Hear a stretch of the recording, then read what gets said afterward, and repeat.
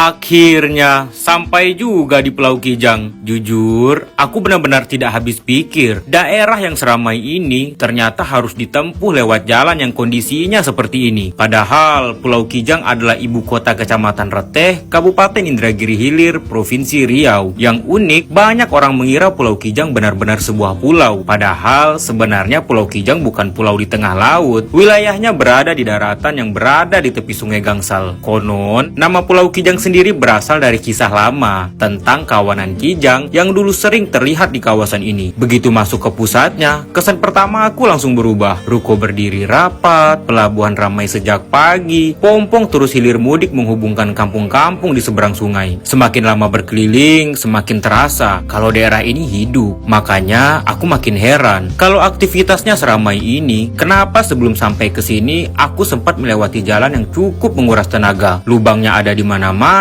Kalau musim hujan, aku yakin kondisinya bakal jauh lebih berat. Beberapa kendaraan bahkan harus pelan-pelan mencari jalur yang masih bisa dilewati. Jujur, rasanya sayang sekali. Karena Pulau Kijang ternyata jauh lebih berkembang dari bayanganku. Di tengah kampung, berdiri masjid besar Jami Pulau Kijang. Bangunannya megah dan langsung menarik perhatian sejak pertama kali lewat. Aku juga sempat mampir ke rumah makan Riau Jaya. Katanya, ini salah satu rumah makan legendaris di Pulau Kijang. Menurut salah satu karyawannya, tempat ini sudah ada sejak tahun 70-an. Bahkan selepas subuh, pengunjung sudah mulai berdatangan. Aku langsung coba beberapa menunya. Kalau disuruh memilih, ayam gulai sama dendengnya jadi favorit aku sih. Tidak jauh dari sini, ada musola Al-Mukarrabin. Aku dengar banyak warga juga mengenalnya sebagai musola Minang. Warnanya mencolok kalau dilihat dari arah pelabuhan. Aku juga sempat singgah sholat di sini. Suasananya nyaman sekali. Semakin lama berkeliling, semakin banyak hal yang bikin aku berpikir Pulau Kijang punya rumah sakit, pusat perdagangan, pelabuhan yang aktif, bahkan SPBU. Walaupun sekarang terlihat sudah lama tidak beroperasi. Artinya, potensi daerah ini sebenarnya besar. Makanya aku masih bertanya-tanya, kenapa akses menuju daerah yang sepenting ini belum terasa sebanding dengan aktivitas masyarakatnya. Semoga suatu hari nanti akses menuju Pulau Kijang bisa semakin baik, karena daerah ini rasanya memang layak untuk lebih mudah dijangkau. Tapi kalau ditanya, apa yang paling aku ingat dari Pulau Kijang hari ini? Jawabannya bukan jalan rusaknya, tapi tepi sungainya. Aku bisa berdiri lama di sini, melihat pompong datang dan pergi, orang-orang menyeberang, lalu tanpa sadar, mataku malah terus melihat kampung di seberang sana. Entah kenapa, rasanya perjalanan hari ini belum benar-benar selesai. Masih ada kampung di seberang sungai yang ingin aku datangi. Masih ada cerita yang ingin aku dengar. Ikuti aku juga ya, karena perjalanan ini belum selesai. Kalau kalian punya cerita atau kenangan tentang Pulau Kijang, coba ceritakan di kolom komentar ya.